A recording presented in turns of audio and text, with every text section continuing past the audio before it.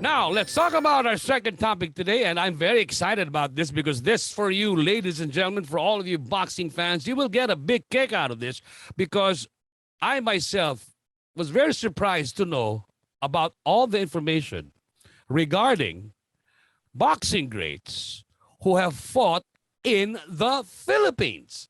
A lot of big names have actually been on our shores to fight.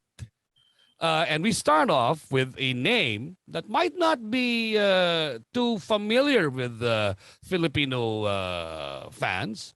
His name is Eder Yeah. Hofri from Brazil, who was active between the years of 1957 till 1976. Tell us more about Eder Hofri, Ryan Sungalian. Well, like you said, a lot of people may not be familiar with him because he really was like fighting during a time when the smaller weights, especially, weren't getting the exposure that they deserve. But he may be the greatest bantamweight of all time. He Wow. was a champion who fought all over the world, fought in his opponent's hometowns. He traveled when he had to travel, and he only had two losses to the great fighting Harada of Japan. So that's in itself a feather in the cap. That the only two, and I think they were by majority and split decision in Japan. So it should tell you how competitive those fights were. But Eder Joffrey was the first, I believe, vegetarian boxing champion, and he's still That's why. going. Yeah, Oh, he he's lost still. to Japan. He was eating a lot of sushi. There we go. And so I just spoke with him. He's going strong at 85 years old.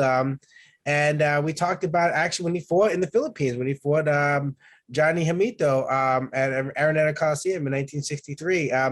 He said he got to the country and the heat and humidity almost knocked him out the moment he got off the plane. And he was like feeling like weak and he had 200 grams to, I think that's like half a pound or so to lose before the weigh-in.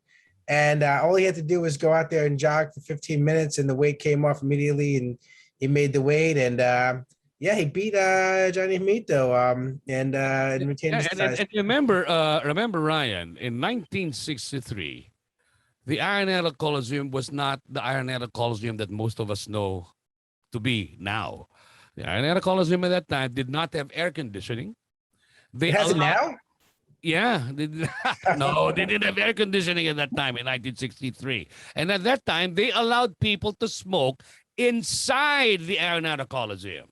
And imagine the spotlights inside the ring, the humidity, the heat.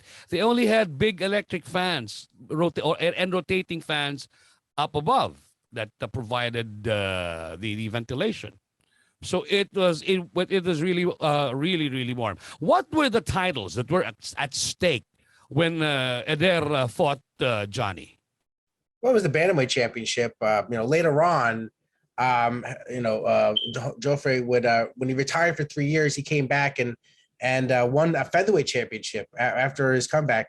But at this time, this is, I believe, right after the titles had split because it was originally he won the NBA championship, which was like one of the the sanctioned bodies at the time, and then it just became the World Bantamweight Championship, and that was it. You have the World Bantamweight Championship.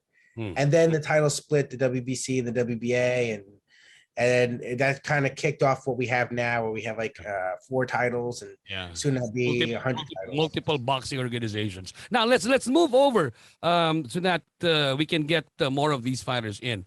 Larry Holmes, yes, ladies and gentlemen, heavyweight Larry Holmes fought in the Philippines in 1975. Who did he fight here? And and why did that fight happen in 1975 at the Araneta Coliseum, Ryan? I think there was a big heavyweight card that year. They may have been doing like some heavyweight palooza thing. But yeah, it was on this card called the Thrill in Manila, and Larry Holmes, who would later on go on to become like heavyweight champion as well. He was the chief sparring partner for Muhammad Ali. So yeah, what they say, when in the Philippines, have a fight. Well, everybody remembers the Araneta Coliseum, but very few even remember who were the undercards in that particular fight. And Larry Holmes fought Rodney Bobick in that card. I think they were the were they the, was that the penultimate before the main card of the Ali Frazier fight? Did they come right before the Ali Frazier fight? I'm pretty sure. Either that one or I believe Rolando Navarrete's fight. May have been. Right. I So wonder how Larry Holmes may have adjusted to that fight, like because between rounds, some guy at ringside is asking him for a light. yes, they were smoking in Atlanta in 1975. Okay, from Smoking just Kazakhstan, from Kazakhstan, a person who has also been being bombarded by requests for him to get back into the ring, Gennady Golovkin fought in the Philippines, believe it or not, and tell us your story, which appeared Oh in. yeah. Very So when controversial. Golovkin was back on the comeback trail, he was fighting Steve Rolls. So we went to the press conference, and afterwards, I didn't want to take up the regular time of talking, the questions about the fight. I said, hey, you fought in the Philippines once back in 2004. That was the Asian Championships. Can you tell me about it? And he said, I don't remember much. I just remember it was easy. And I'm like, well, it must be good to be really great at boxing, even the things I do good, they're not easy. So it must be But boxing must be awesome for him. tell us about who he fought for that Asian Championships that was held in Puerto Princesa in Palawan. Yeah, so in the gold medal match, he fought Christopher Kamat, the Filipino American from California. And that was sort of what was interesting to me about it, was because when Golovkin was becoming a bigger name worldwide in boxing, I decided to go and look for Christopher Kamat, and I found him on Facebook, and we did a great interview, and I wrote a story, about the Filipino who fought Golovkin, and how their kind of careers went different ways. And Christopher Kamat was a product of the Northern Michigan University boxing program, and there were a lot of hopes that sort of the way that the PBA looks to fill foreigners, and looks towards fill American basketball players. There was this idea maybe we can do the same thing with boxers. So Kamat, had competed at, I believe, the 2004 Olympics. So I had gotten, interested in his story, and I was hoping that Golovkin would have this, great story about, oh yeah, I went there and I trained just on like local coconuts and things like that. It's like, yeah, it was easy. All right. Drank the fruit from the land, ate corn, things like that. Yeah, knock some people out. And in the afternoons, I will take a dip in the swim in the sea. Nothing like that.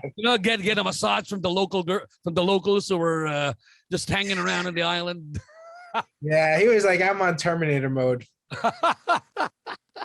Okay, our next fighter that we'll be talking about that also fought in the Philippines, and this guy has a really, really famous record from Panama, Hilario Zapata. Mm-hmm. Yeah, Zapata, you talk about a road warrior. That's what Zapata was. And, I'm glad he's in the Hall of Fame. Very skilled technical fighter. You think of Panama boxing, you think of Roberto Duran. He was not Roberto Duran. He was more almost like a Muhammad Ali style fighter. Very flashy. And he fought the great Dodi Boy Peñalosa and at Ultra. Zapata was a very slick fighter, and he was giving Peñalosa a lot of problems. There was one, I think there was like the big moment for Peñalosa in that fight was there was maybe, I think, some confusion over the time. And I think that Zapata thought the round was over, and Peñalosa just went out there and just cracked him. No. What it was is that Peñalosa landed an accidental low blow, and then while Zapata was complaining, Peñalosa cracked him. So yeah, that was Zapata wound up winning the decision, but that was a pretty fun moment for him. Finally, as far as the 5 fighters that we've featured for this particular segment of our program, is Sadler, an American who fought between the years of 1944 and 1956, who fought whose record is a staggering 145 wins, 104 by knockout, 16 losses, only one. He was knocked out once, and that was on his second fight as a professional and had 2 losses. And who did he fight, Mr. Songalia? He fought the great Flash Elorde. And, this was an interesting time in boxing because, you had like, particularly fighters who fought in different countries. You would have the first fight would take place in one fighter's home country, and then the rematch would take place. And so it was always like a 2-fight deal, right? So Sandy Sadler, who was one of the most vicious featherweight champions of all time, he took a non-title fight against Flash Elorde. And really, it was a great moment for Elorde. Even though it was a non-title fight, Elorde was able to go out there and get a victory over one of the all-time greats of boxing. Sandy Sadler, of course, was best remembered for his 4-fight series with Willie Pep, where he just destroyed Willie Pep using all sorts of tactics. Like he was a murderous puncher, don't get me wrong, but he was also like one of the most dirty fighters. Used the heel of his glove, used the thumb, headbutt whatever you can do. So Elorde gets to win in the non-title fight. Then they have the rematch in California at the Cow Palace, and this was before they had the accidental headbutt or accidental headbutt rule. And so Elorde gets cut by some headbutts and some other kind of questionable tactics, and winds up losing a stoppage on cuts. But just to go all those rounds with a punch like that just shows you how tough Elorde was. Well, actually, ladies and gentlemen, there are more fighters that actually fought in the Philippines, and hopefully, Ryan and I will be able to do a part 2 of this discussion.